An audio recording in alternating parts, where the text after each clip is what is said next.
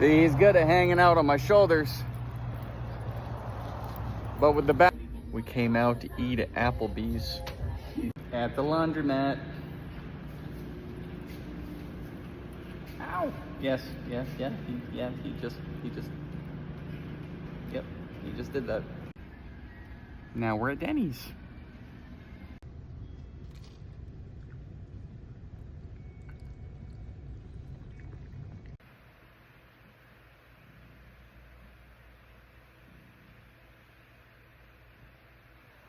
You hear that purr?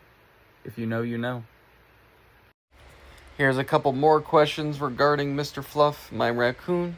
So let me take this opportunity during one of our lovely Florida storms. Oh, he's attacking my feet from under the bed. You see him? He's right there. Been getting a lot of the same questions, but that's okay. I love answering them, especially when I'm out in public, like when I'm at the laundromat, or I'm at a restaurant, or I'm anywhere, to be honest, and I have Mr. Fluff with me. I get the questions, so I would like to answer them again. First and foremost, where did I get him? Again, this is not a sponsored video, and I've answered it before. Panhandle Exotics in Pensacola, Florida. You can look up their website. They have way more than just raccoons. They have every kind of exotic animal you can imagine that is legal to domesticate. The biggest question is, do they make good pets? If I'm going to be honest with myself, before I am honest with you, no, they don't. He is adorable. I would not send him back, and I do not regret bringing him to my house. But do they make good pets? Kind of like these guys? No. Main reason is they are a huge commitment. And if I had really listened to the breeders and all of the research that I did on Google prior to bringing this guy home, I wouldn't have got him in the first place. But of course, I act before I think. And despite all of the research, I was so ill prepared for him to be here.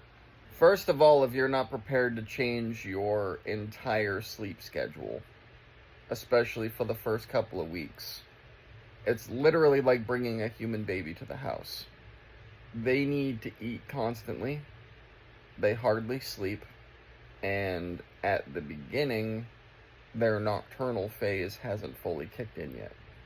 Currently, Mr. Fluff is 13 weeks old. He sleeps from 2 to 8 p.m. every day. Sometimes noon to 8 p.m. Usually 2. 2 to 8 p.m. is like his guaranteed, unless we're out of the house. And that's where he gets really pissed off. After 8 p.m., he is awake until 4 or 5 o'clock in the morning. And because I am the one that he is bonded with, I have to be awake with him. I do have a enclosure for him. I have a room for him. I have a place that I can put him at night. However, they have, or he has, separation anxiety severely. If I leave the room, I shut the door and I'm not in it with him, I leave the house without him, he goes absolutely nuts. This is my cow kitty, Mr. Checkers. Love you, buddy. He does get along with 2 out of the 9 cats and 1 out of the 2 dogs. That's about it. All the other cats hate him. They are very high maintenance animals. So if you don't have the time to dedicate, it's not like a cat where sometimes you get a cat that loves attention, but they can go all day without it. Same thing with a dog. They absolutely love attention, but they can go all day without it. Raccoons cannot. You need to constantly watch them or they're going to get into your stuff. You can child-proof it all you want. They'll figure out a way to get into it. The other common question that I get asked all the time is, does he bite? Yes. Yes. Just like a cat, if the creature doesn't... I mean, okay, so go out into the world and find yourself a stray cat that doesn't appear to live in a household with people. Approach it and try to pet it. and tell me it doesn't hiss at you or get scared or try to bite, especially if you charge at it and try to grab it. It will.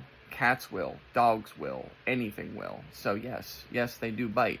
It's all based on the circumstances.